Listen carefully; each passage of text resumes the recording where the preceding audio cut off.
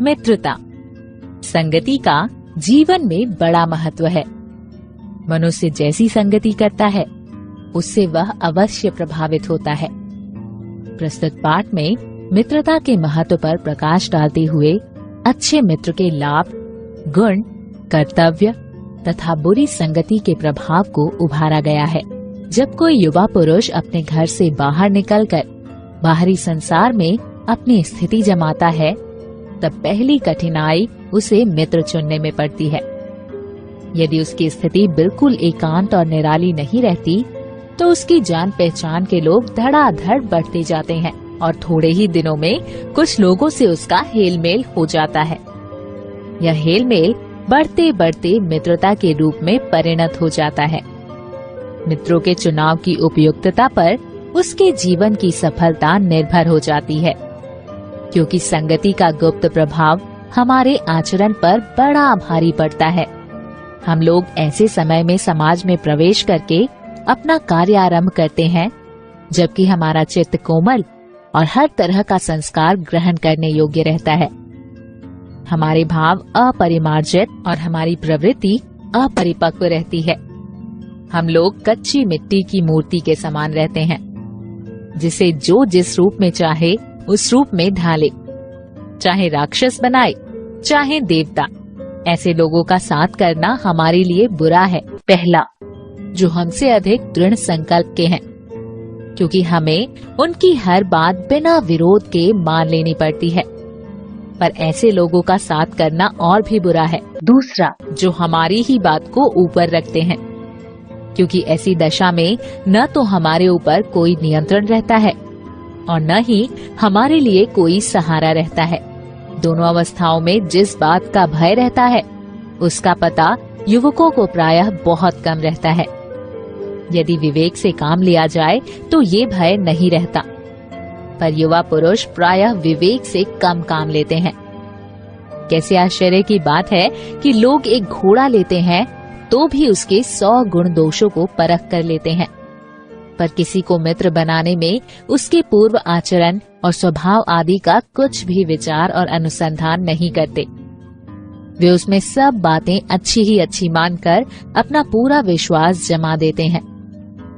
हंसमुख चेहरा, बातचीत का ढंग, थोड़ी चतुराई या साहस, यही 2-4 बातें किसी में देखकर लोग चटपट उसे अपना मित्र बना लेते हैं।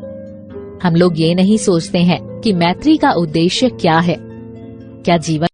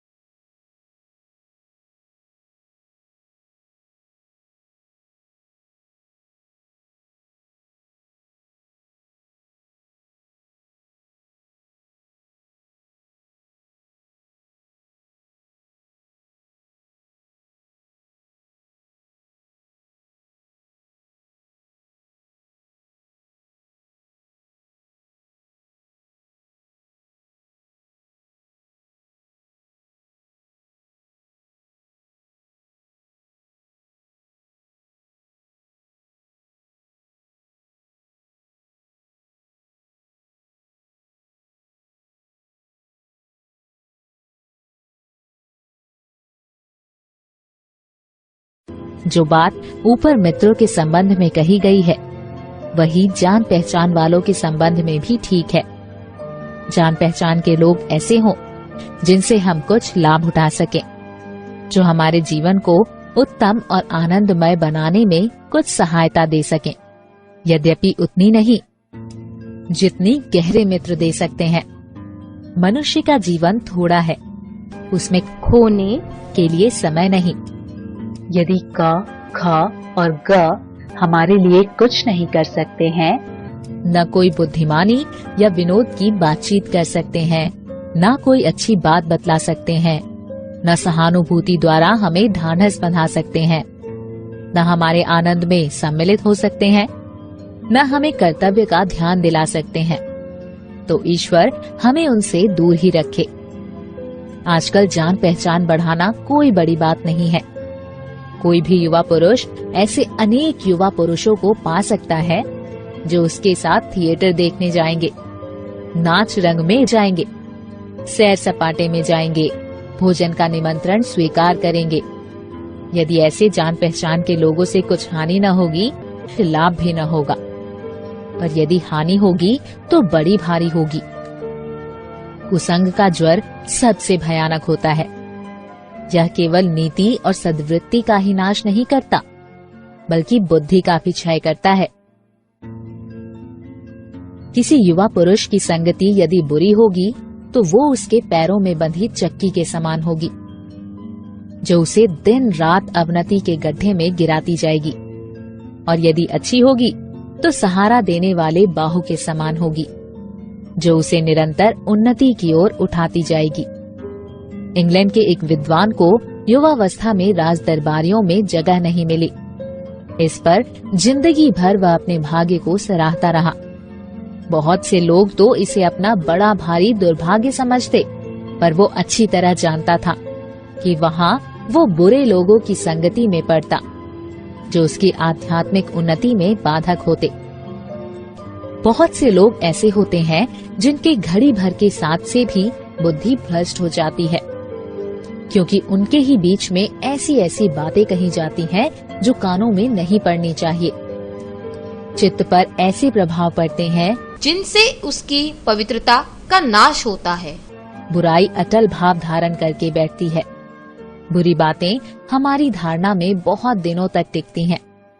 इस बात को प्रायः सभी लोग जानते हैं कि भद्दे व फूहड़ गीत जितनी जल्दी ध्यान पर चढ़ते हैं, उतनी जल्दी कोई गंभीर या अच्छी बात नहीं। एक बार एक मित्र ने मुझसे कहा कि उसने लड़कपन में कहीं से बुरी कहावत सुनी थी, जिसका ध्यान वह लाख चेष्टा करता है कि न आए, पर बार बार आता है। जिन भावनाओं को हम दूर रखना चाहते हैं, जिन बातों को हम याद नहीं करना चाहते, वे बार बार हृदय में उठती हैं और बेधती हैं। अतः तुम पूरी चौकसी रखो। ऐसे लोगों को साथी ना बनाओ जो अश्लील, अपवित्र और फूहड़ बातों से तुम्हें हंसाना चाहें। सावधान रहो, ऐसा न हो कि पहले पहल तुम इसे एक बहुत सामान्य बात समझो और सोचो कि एक बार ऐसा हुआ, फिर ऐसा न होगा, अथवा तुम्हारे चरित्र बल का ऐसा प्रभाव पड़ेगा कि ऐसी बातें बकने वाले आगे चलकर आप सुधर जाएंगे। नहीं, ऐसा नहीं होगा। जब एक बार मनुष्य अपना पैर कीचड़ में डाल देता है, तब फिर ये नहीं देखता कि वो कहाँ और कैसी जगह पर रखता है। धीरे धीरे उन बुरी बातों में अभ्यस्त होते होते तुम्हारी घृणा कम हो जाएगी। पीछे तुम्हें उनसे चिढ़ न मालूम होगी, क्योंकि तुम ये सोचने लगोगे कि चिढ़ने की बात ही क्या है। तुम्हारा विवेक कुंठित हो जाएगा और तुम्हें भले बुरे की पहचान न रह जाएगी। अंत में होते होते तुम भी बुराई के भक्त बन जाओगे। अतः हृदय को उज्जवल और निष्कलंक रखने का सबसे अच्छा उपाय यही है कि बुरी संगति की छूत से बचो। एक पुरानी कहावत है, काजर की कोठरी में कैसो ही सयानो जाए, एक लीक काजर की लागी है पे लागी है। लेखक आचार्य रामचंद्र शुक्ल।